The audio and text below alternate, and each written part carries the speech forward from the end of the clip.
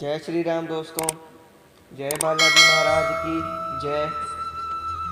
मैं आपका स्वागत करता हूं अपने चैनल पंडित आयुष त्रिपाठी में। जिन्होंने हमारा चैनल सब्सक्राइब नहीं किया है वो सब्सक्राइब करिए और बेल आइकन की घंटी भी जरूर दबाइए।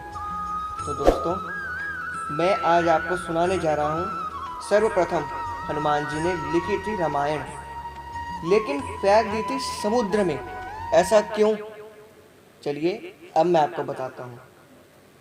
प्रभु श्री राम के जीवन पर अनेकों रामायण लिखी गई हैं, जिनमें प्रमुख है वाल्मीकि रामायण, श्री रामचरितमानस, कबंध रामायण। कबंध रामायण एक राक्षस का नाम था। अवधूत रामायण और आनंद रामायण। लेकिन क्या आप जानते हैं, आपने आराध्य प्रभु श्री राम को समर्पित एक रामायण स्वयं हनुमान जी ने लिखी थी, जो हनुमत रामायण के नाम से जानी जाती है। इससे ही प्रथम रामायण होने का गौरव प्राप्त है। लेकिन स्वयं हनुमान जी ने ही अपनी उस रामायण को समुद्र में फेंक दिया था। लेकिन उन्होंने ऐसा क्यों किया दोस्तों? शास्त्रों के अनुसार सर्वप्रथम राम कथा हनुमान जी ने लिखी थी, और वह भी एक शिला चट्टान पर अपने नाखूनों से लिखी थी। यह राम कथा वाल्मीकि जी की रामायण से भी पहले लिखी गई थी, और यह हनुमत रामायण के नाम से प्रसिद्ध है।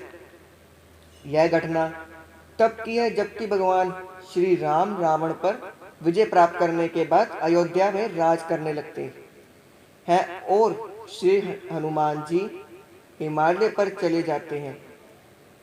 वहां वे अपनी शिव तपस्या के दौरान एक शिला पर प्रतिदिन अपने नाखूनों से रामायण की कथा लिखते थे। इस तरह उन्होंने प्रभु श्री राम की महिमा का उल्लेख करते हुए हनुमत रामायण की रचना की। कुछ समय बाद महर्षि वाल्मीकि ने भी वाल्मीकि रामायण लिखी, और लिखने के बाद उनके मन में इसे भगवान शंकर को दिखाकर उनको समर्पित करने की इच्छा हुई। वह अपनी रामायण लेकर शिव के धाम कैलाश पर्वत पहुंच गए। वहां उन्होंने हनुमान जी को और उनके द्वारा लिखी गई हनुमत रामायण को देखा। उन्होंने हनुमत रामायण के दर्शन कर वाल्मीकि जी निराश हो गए।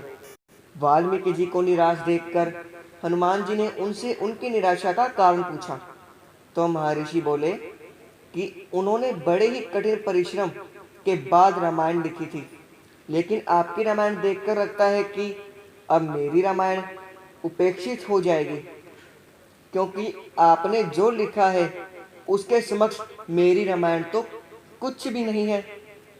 तब वाल्मीकि जी एक चिंता का शमन करते हुए श्री हनुमान जी ने हनुमत रामायण पर्वतशिला को एक कंधे पर उठाया और दूसरे कंधे पर महर्षि वाल्मीकि को बिठाकर समुद्र के पास गए, और स्वयं द्वारा की गई रचना को श्री राम को समर्पित करते हुए समुद्र में समा दिया। तभी से हनुमान द्वारा रची गई हनुमत रामायण उपलब्ध नहीं है। हनुमान जी द्वारा लिखी रामायण को हनुमान जी द्वारा समुद्र में फेंक दिए जाने के बाद महर्षि वाल्मीकि बोले कि हे राम भक्त श्री हनुमान, आप धन्य हैं।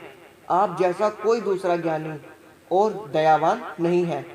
हे हनुमान, आपकी महिमा का गुणगान करने के लिए मुझे एक जन्म और लेना होगा, और वह वचन देता हूँ कि कलयुग में मैं एक और रामायण लिखने के लिए जन्म लूंगा। तब मैं यह रामायण आम लोगों की भाषा में लिखूंगा। माना जाता है कि रामचरितमानस के रचयिता गोस्वामी तुलसीदास कोई और नहीं बल्कि महर्षि वाल्मीकि ही दूसरा जन्म था। तुलसीदास जी अपनी रामचरितमानस लिखने के पूर्व हनुमान चालीसा लिखकर हनुमान जी का गुणगान करते हैं, और हनुमान जी की प्रेरणा से ही वे फिर रामचरितमानस लिखते हैं। माना जाता है महाकवि कालिदास के समय में एक पटलिका को समुद्र के किनारे पाया गया, जिससे कि एक सार्वजनिक स्थल पर टांग दिया गया था, ताकि विद्यार्थी उस गुणलिपि को पढ़कर उसका अर्थ निकाल सके। ऐसा माना जाता है कि कालिदास ने उसका अर्थ निकाल दिया था और वे ये भी जान गए थे कि ये पटलिका कोई और नहीं अपितु हनुमान जी द्वारा रचित हनुमान रामायण का ही एक अंश है, जो कि पर्वतशिला से निकल कर जल के साथ प्रवाहित होकर यहाँ आज तक आ गई। तो इसी के साथ दोस्तों आज की हमारी यह कथा संपूर्ण होती है। दोस्तों आप हनुमान भक्त हो तो कमेंट सेक्शन में ज़रूर बताएं कि आपको ये कथा कैसी लगी है। लाइक, शेयर, सब्सक्राइब और बेल आइकन वाली घंटी भी ज़रूर बताएं।